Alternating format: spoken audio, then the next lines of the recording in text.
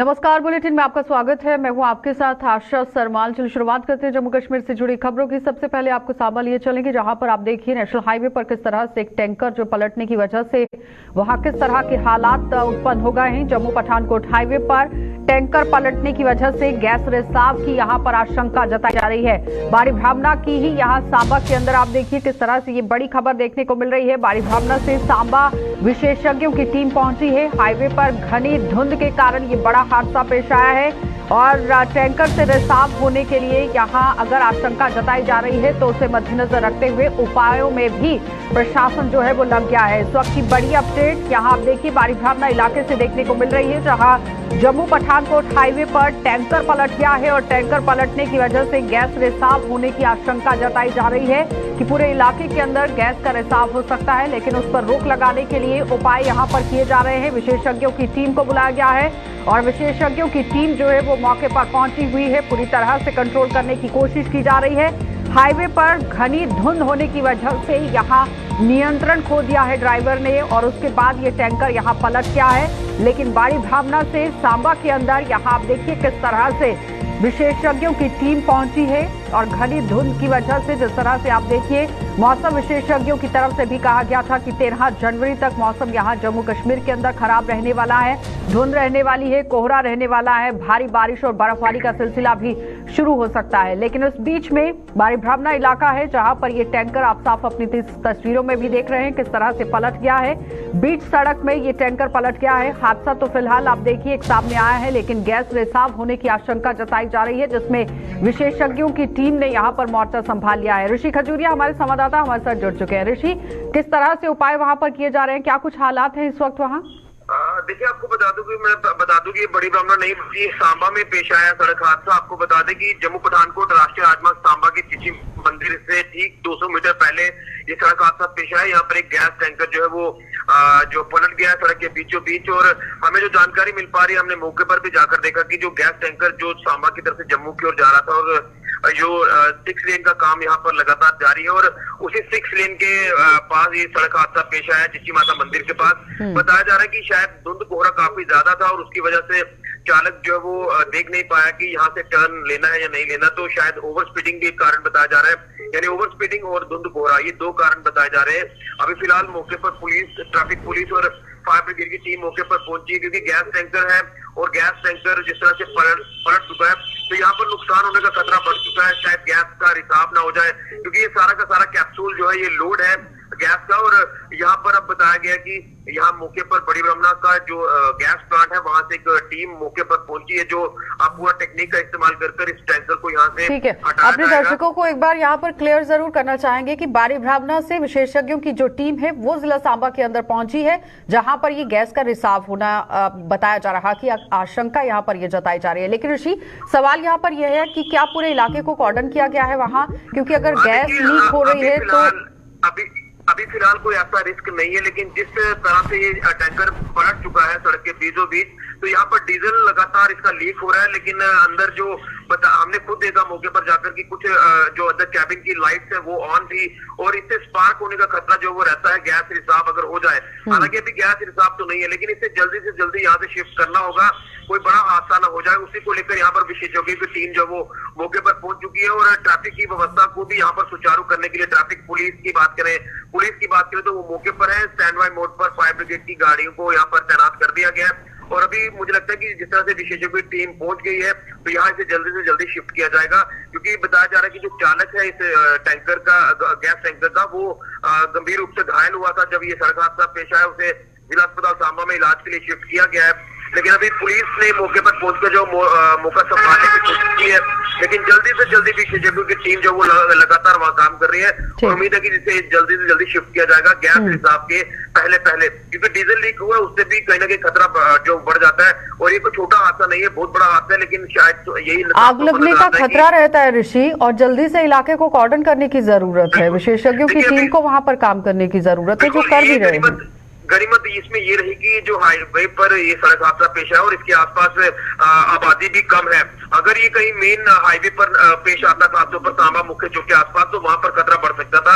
अभी फिलहाल खुला एरिया है, खुला मैदान है, 6 लेन का काम वहां पर चल रहा था और शायद एरो वहां पर दिए गए थे, लेकिन सुबह जिस तरह से घने कोहरे की चादर थी तो उसमें दिख नहीं रहा था, विजिबिलिटी शून्य थी। तो शायद मुझे लगता है कि विजिबिलिटी शून्य होने के कारण उनको पता ही नहीं चल पाया कि टर्न यहाँ से लेना है या नहीं लेना है। उसी के बाद ये जो यानी जितने भी चालक हैं उन्हें भी एक संज्ञान लेने की जरूरत है। एक संदेश उनके लिए रहेगा कि अगर घने कोहरे और धुंध के बीच में आप गाड़ी चला रहे हैं तो ध्यान गड़ाना बहुत जरूरी है। ओवर स्पीड अपनी गाड़ी को नहीं रखना है, क्योंकि जिस तरह से ये हादसा पेश आया है और अगर कोई बड़ी घटना हो जाती है तो कई तरह के जानी नुकसान भी हो सकते थे। ऋषि, क्या लगता है कि चालकों को किस तरह से अब एहतियात बरतने की जरूरत है?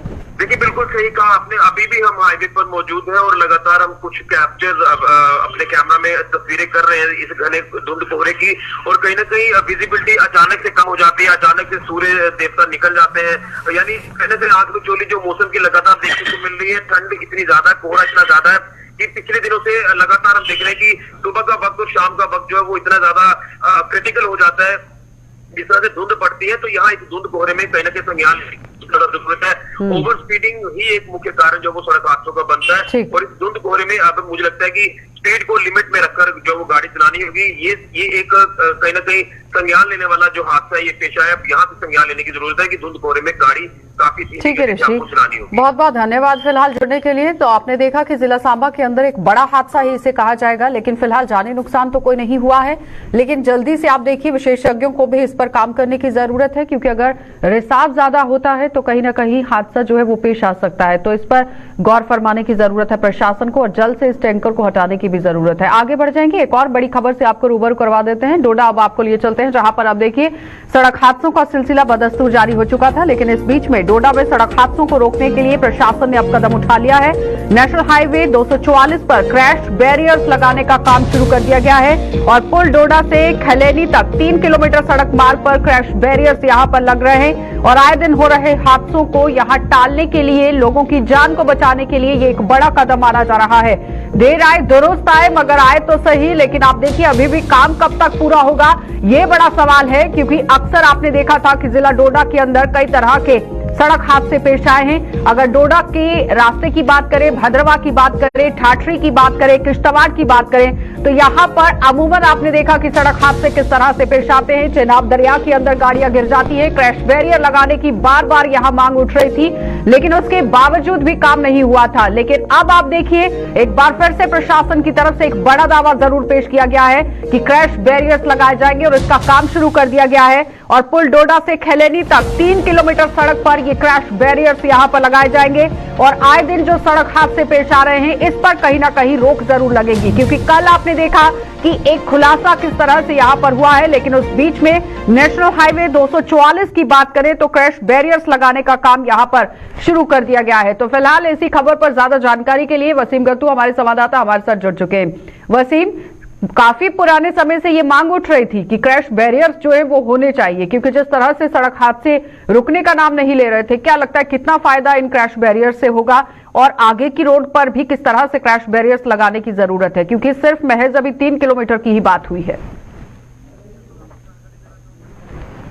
बटोद किश्तवाड़ नेशनल हाईवे 244 है। अक्सर आप देखे थे कि इस नेशनल हाईवे पे अक्सर कई सारे एक्सीडेंट हुए, कई सारी जानें हमारी जाया हुई, और लगातार हम लोगों से बातचीत करते थे, बार एसोसिएशन के लोगों से भी बातचीत करते, उनसे समझने की कोशिश कर रहे थे आखिर सरकार को किस तरह का कदम उठाना चाहिए। वहीं पे एक वेलकम स्टेप जो है एडमिनिस्ट्रेशन की तरफ से उठाया गया है, एलजी एडमिनिस्ट्रेशन की तरफ से। जिस तरह से आप देख रहे हैं कि बटोद किश्तवाड़ नेशनल हाईवे पे 3 किलोमीटर जो हमारा खलेनी से पुलडोडा का इलाका है वहां तक जो है 3 किलोमीटर तक ये कदम उठाया गया है। वहां पे क्रैश बैरिकेड्स लगाए जा रहे हैं, और हमने ग्राउंड जीरो से वहां पे खबर की है, ये दिखाने की कोशिश की है अभी कहां पे जरूरत है, लोगों से बातचीत की है।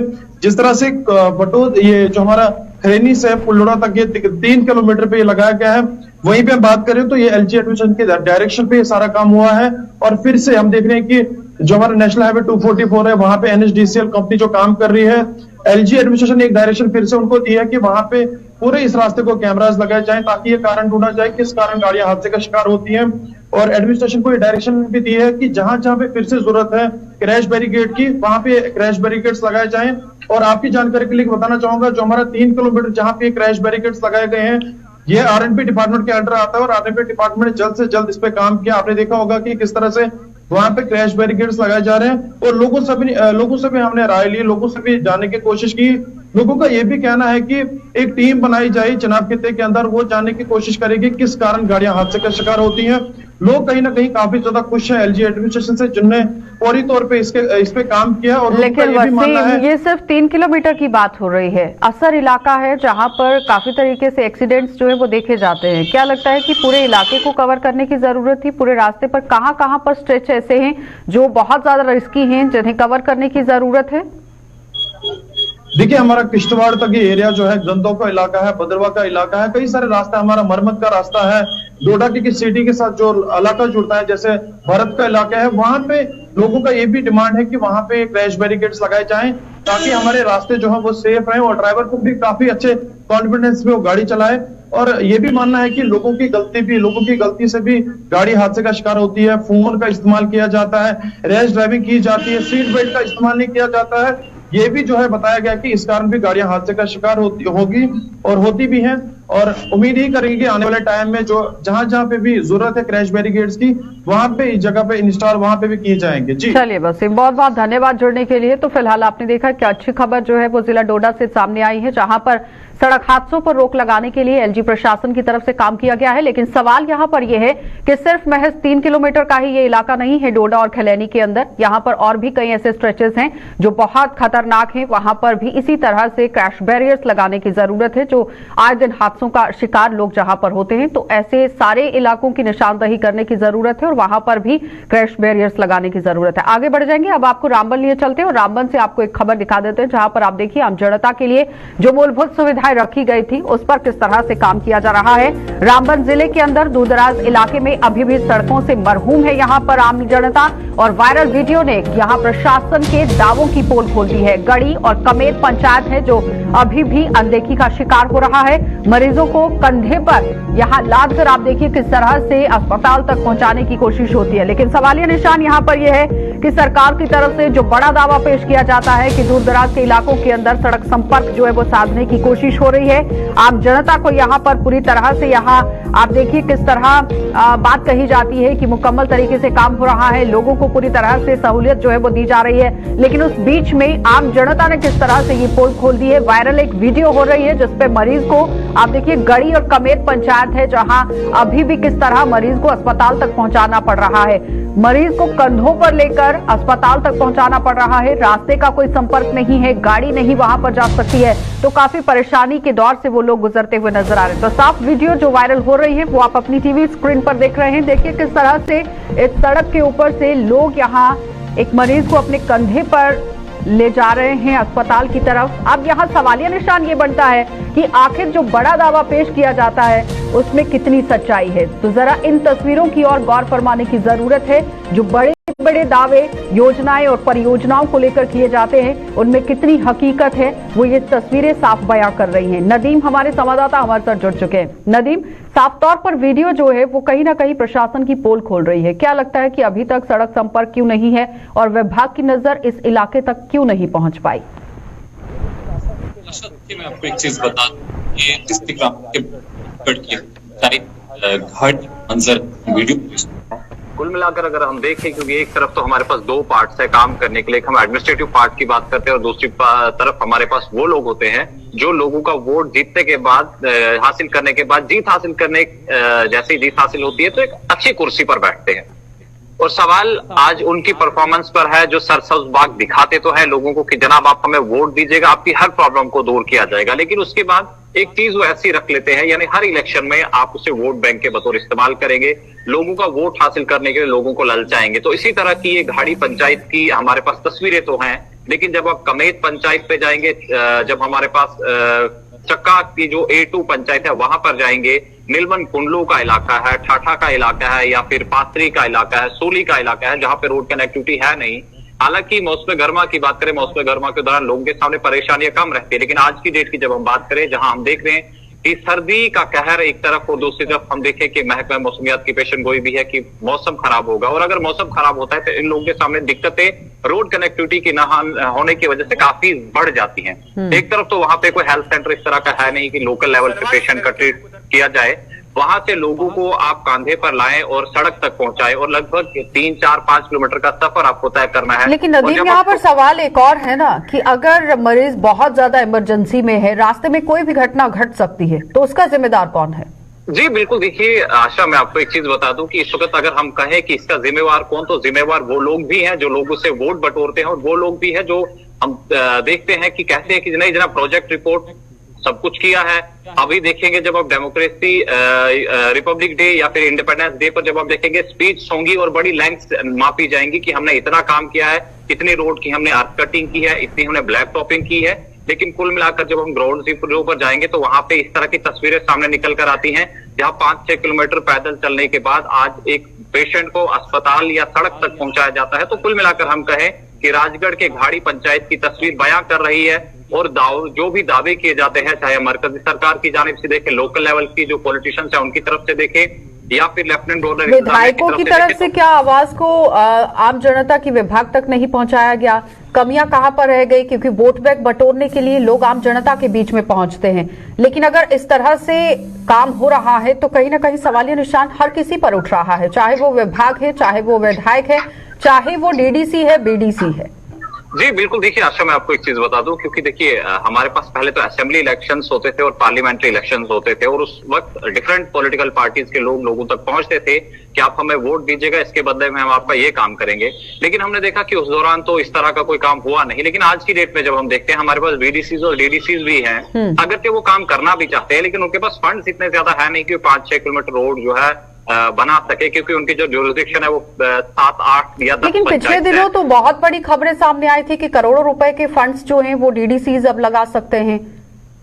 जी बिल्कुल, देखिए आशा, ये जो खबरें हम देख रहे होते हैं, एक तरफ में ब्लैक एंड व्हाइट में हमारे पास ऑर्डर्स होते हैं, लेकिन वो ऑर्डर्स इम्प्लीमेंट कब होते हैं, उसके तहत काम कब होता है, मुझे लगता है कि तब तक इस तरह से हम कहें कि जो टेनवर है आज की डेट में, आज ऑर्डर निकला है लेकिन वो डीडीसीज का टेनवर कंप्लीट हो जाएगा, उसके बाद वो स्कीम शुरू होगी। तो कहीं ना कहीं यही वजह है कि आज की डेट पे भी हम देख रहे हैं कि लोग परेशानी के हाल में हैं और इसी तरह से पेशेंट को। ठीक है नदीम, बहुत बहुत धन्यवाद फिलहाल जुड़ने के लिए। तो रामबन से नदीम हमें रिपोर्ट कर रहे थे, जो बता रहे हैं कि किस तरह से प्रशासन की दावों की पोल यहां पर खुल रही है। अस्पताल तक मरीज को पहुंचाने के लिए आप देखिए किस तरह से सहारा लेना पड़ रहा है, और समझिए कि अगर कोई मरीज यहां इमरजेंसी में होता है, उसे तत्काल यहां पर अस्पताल की सुविधा चाहिए तो किस तरह से फराहम कराई जाएगी, ये बड़ा सवाल है। तो इस तरफ गौर फरमाने की जरूरत है, विभाग को भी, विधायकों को भी, और डीडीसी बीडीसी जितने भी बनाए गए हैं उन लोगों को भी। आगे बढ़ जाएंगे। अब पिछले कुछ दिनों से जम्मू और इसके आसपास के इलाकों में धुंध और कोहरे ने अपनी सफेद चादर बिछाई हुई है, और कोहरे की आगोश में समा जाने के कारण इन इलाकों में तापमान में भी भारी गिरावट दर्ज की गई है, जिससे ठंड में भी भारी इजाफा हो गया है। और कोहरे की वजह से आप देखिए सर्दी में लोगों को जनजीवन किस तरह से जीना पड़ रहा है, अस्त व्यस्त हो गया है, और घनी धुंध के कारण सड़कों पर यातायात भी प्रभावित हो रहा है। और यही नहीं, शहरी इलाकों में भी धुंध का कहर जारी है और लोग जगह जगह पर सर्दी से राहत पाने के लिए अलाव का सहारा ले रहे हैं। और आप देखिए कड़ाके की सर्दी के चलते लोगों ने सरकार से स्कूलों में छुट्टियों को बढ़ाने की भी मांग की, ताकि बच्चों को राहत दिलाई जा सके। कहना यही चाहता हूँ, घने कोहरे के कारण जनजीवन इतना अस्त व्यस्त हो चुका है कि आने जाने में लोगों को बहुत दिक्कत आ रही है। तो देख रहे हैं आपकी घना कोहरा कितना पड़ा हुआ है। तो मैं सरकार से यही अपील करना चाहता हूँ कि छुट्टियां और ज़्यादा एक्सटेंड कर दी जाए। बच्चे हूँ छुट्टियां पाने चाहिए, बहुत बुरी हालत है, धुंध बड़ी है। एलजी साहब अगे ईयर फेस्ट की जाती है, भला छुट्टियां पाई जान, जब तक धुंध जी नहीं कंट्रोल होती, ठंड नहीं कंट्रोल होती है।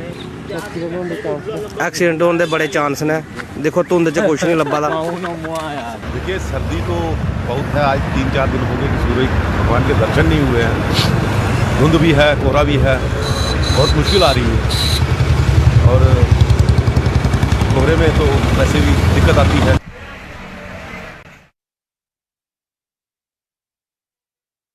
अपनी मांगों को लेकर रहबरे खेल टीचर्स का प्रदर्शन जारी है, और आज 22वें दिन भी रहबरे खेल टीचर्स ने अपनी मांगों को लेकर जम्मू के त्रिकुटा नगर स्थित भाजपा मुख्यालय के बाहर प्रदर्शन किया।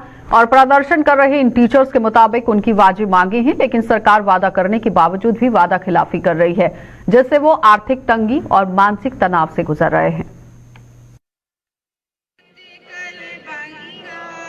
We are here since 21 December 2022. Sir Hindi में बताइए। हुए आज यहाँ पे तो हमारी बस यही डिमांड है, हमारा जो प्रोबेशन पीरियड है वो 7 साल से घटा के 5 साल होना चाहिए। जैसे ऑलरेडी रहबर तालीम जो स्कीम है हमारे जम्मू एंड कश्मीर में उनको था, और आज सबको पता है कि रहबर खेल ऐसे टीचर्स हैं जिन्होंने नया साल भी सड़कों पे मनाया है। और हमारी ये लेजिटिमेट डिमांड है, कोई इलीगल डिमांड हम नहीं कर रहे हैं। जैसे रहबर तालीम को 5 साल ही प्रोबेशन पीरियड था, हमारे साथ ये इनजस्टिस क्यों, हमारे साथ जातियाँ क्यों? तो आपकी माध्यम से मैं ऑनरेबल एलजी साहब से गुजारिश करता हूँ कि हमारा जो प्रोबेशन पीरियड है वो 7 साल से 5 साल कर दिया जाए। ये हमारी गुजारिश है। ऑन पीआरटी करें ताकि हम भी अपने स्कूलों में जाए, अपने घर में जाए। और आज आपने सबने देखा है हमने कैसी यहाँ पे असेंबली की, हम वेल मैनर्ड लोग हैं, एजुकेटेड लोग हैं, हम भी अपनी स्कूलों में जाना चाहते हैं। और हमारा त्यौहार आ रहा है 26 जनवरी, और हम भी ये खुशी से मनाना चाहते हैं, अपने घर में मनाना चाहते हैं, अपने बच्चों के साथ मनाना चाहते हैं। तो प्रोबेशन पीरियड को कम करने सहित अन्य मांगों को लेकर प्रदर्शन कर रहे रहबर खेल टीचर्स के समर्थन में अब जोनल, डिस्ट्रिक्ट और प्रदेश सरकार पर भी आप देखिए किस तरह से खेल प्रतिभा दिखाने वाली स्कूली छात्राएं यहां पर उतर आई हैं। और इन छात्राओं ने सरकार के रवैये पर सवाल उठाते हुए कहा कि जिन रहबर खेल टीचर्स के मार्गदर्शन और प्रशिक्षण के दम पर उन्होंने प्रदेश सरकार के साथ यहां कंधे से कंधे मिलाकर काम किया, प्रदेश स्तर पर अपनी खेल योग्यताओं का लोहा मनवाया है, आज वही टीचर सड़कों पर हैं। इन छात्राओं के मुताबिक उन्हें ये बिल्कुल अच्छा नहीं लग रहा और सरकार को उनके फिजिकल एजुकेशन टीचर्स को उनकी मांगों का हक देना चाहिए और जल्द से जल्द इस पर काम होना चाहिए। मैं पिछले साल की यूटी कैरम विनर हूँ। हमारे जो फिजिकल सर हैं, फिजिकल टीचर धीरज सर, उन्होंने क्या किया कि हमारे जो इतने भी सारे स्टूडेंट्स हैं जो यूटी विनर्स हैं, जोन लेवल विनर्स हैं, उन पे उन्होंने बहुत मेहनत की है। और आज हमें अच्छा नहीं लग रहा कि हमारे वही सर जिन्होंने हम पे इतनी मेहनत की है वो रोड पे बैठे हैं, उनका इनजस्टिस हो रहा है, पुलिस उन पे लाठी चार्ज कर रही है, हमें बिल्कुल अच्छा लगता है। और मेरी गवर्नमेंट से ये रिक्वेस्ट है कि उनकी जो भी डिमांड्स है उनको फुलफिल कर दिया जाए। मैं यूटी कैरम गोल्ड विनर हूँ, पुलवामा में गए थे। और बाकी स्टूडेंट्स जो हैं मैक्सिमम जितने भी जोन लेवल हुए हैं हमारा स्कूल ओवरऑल 12 से 13 8 मेडल उन्होंने लाए हैं। और डिस्ट्रिक्ट लेवल पे भी उन्होंने 12-13 मेडल लाए हैं। जिला सांबा के रामगढ़ ब्लॉक के ही वार्ड नंबर 7 में चोरों ने एक मकान को अपना निशाना बनाते हुए घर से जेवरात और नकदी पर हाथ साफ कर दिया है। चोरों ने जब इस जेवरात को अंजाम दिया तो उस समय यहां आप देखिए घर में कोई नहीं था जब इस पूरी वारदात को अंजाम दिया गया है। आप देखिए पीड़ित द्वारा शिकायत करने पर भी यहां पुलिस ने मामला दर्ज कर चोरों की तलाश अब शुरू कर दी है।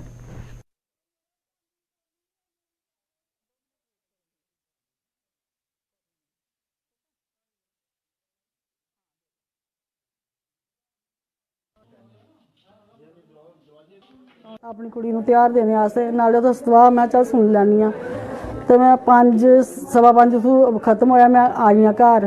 रस्ते च मैनूं फोन गया थोड़ा जड़ा अंदर खुला है तो बाहर गेट भी खुला है तो मैं घर आनिए दिखा 6 बजे नाल पुज्जी हाँ 6 बजे पुज्जी ना 6 बजे पुज्जी हाँ दिखा सब कुछ लईए तो लुटिए मेरा अंदरों। जिला अस्पताल रामबन में यहां लेप्रोस्कोपिक सर्जरी की सुविधा उपलब्ध होने से यहां के मरीजों को अब जम्मू या श्रीनगर का रुख नहीं करना पड़ेगा। अस्पताल में लेप्रोस्कोपिक सर्जरी प्रधानमंत्री आयुष्मान भारत जन आरोग्य योजना के तहत मुफ्त की जाएगी। डॉक्टरों के मुताबिक इस सुविधा से शुरू होने के बाद अस्पताल में अब तक 20 मरीजों को यहां इसका लाभ मिला है। सफल लेप्रोस्कोपिक जो कि सर्जरी हो रही है और लेप्रोस्कोपिक सर्जरी यहां पर की जा चुकी है। इस सुविधा के शुरू होने से पहाड़ी जिले के लोगों में काफी तरीके से खुशी की लहर है। तो यहाँ पे सिस्टम तो लेप्रोस्कोपी का पहले से ही अवेलेबल था, लेकिन ये है कि 8-10 साल से वो यूज में नहीं था। तो हमने कोशिश की कि उसको यूज में लाने की, जो उसमें डेफिशिएंसीज थी वो हमने कुछ एडमिनिस्ट्रेशन के थ्रू जो है परचेज करके कुछ मंगवा के जो है हमने स्टार्ट करने की कोशिश की है। अभी तक हमने इस लेप्रोस्कोपी के जरिए से कम 12 से 15 पेशेंट्स का ऑपरेशन किया है लास्ट 1.5 से 2 महीने में, और आगे जो है इसको प्रोग्रेस करने की कोशिश करेंगे। और जो हमारा डोमेन है और जो हमारा फील्ड है लेप्रोस्कोपी का, उसको बाकी सारी सर्जरीज में इम्प्लीमेंट करने की कोशिश करेंगे। इसके अलावा जो है हमारे पास ओपन सर्जरीज भी हो रही है, जो कि कन्वेंशनल सर्जरीज होती है वो तो होती रहती है, बट आज के टाइम पे लेप्रोस्कोपी का ये एडवांटेज रहता है कि डे केयर सर्जरी मानी जाती है, नेक्स्ट डे पेशेंट डिस्चार्ज होता है और कोई पेन नहीं रहती है, जल्दी रिकवरी होती है, पेशेंट का आउट ऑफ पॉकेट खर्चा बड़ा कम होता है। ये डिस्ट्रिक्ट हॉस्पिटल रामबन में लेप्रोस्कोपिक सर्जरीज स्टार्ट कर दिए हैं। यहाँ डॉक्टर यासर साहब आए हैं, तो इन्होंने पिछले 1.5-2 महीने में तकरीबन 20 लेप्रोस्कोपिक सर्जरीज की हैं।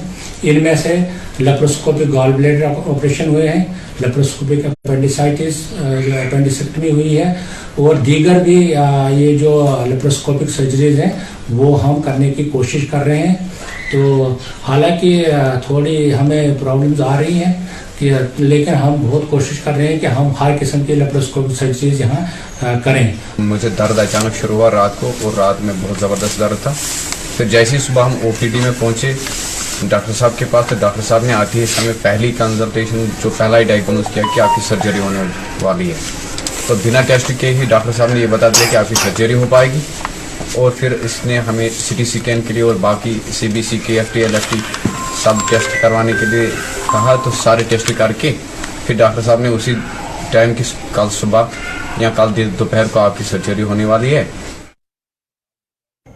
तो विश्वनाथ सदगुरु कबीर वर्किंग कमेटी ने सदगुरु करीब सभा द्वारा करवाए जा रहे चुनाव का बहिष्कार भी कर दिया है और साथ ही आपको बताते चले कि जिस तरह से ये बहिष्कार किया गया, इसका फैसला बिश्नाह में आयोजित विश्वनाथ सदगुरु कबीर कमेटी की तरफ से किया गया और कमेटी के प्रधान GL भगत ने बताया कि चक अवतारा में स्थित यह कबीर मंदिर एक ट्रस्ट के अधीन है और इसका कबीर सभा से कोई लेना देना नहीं है।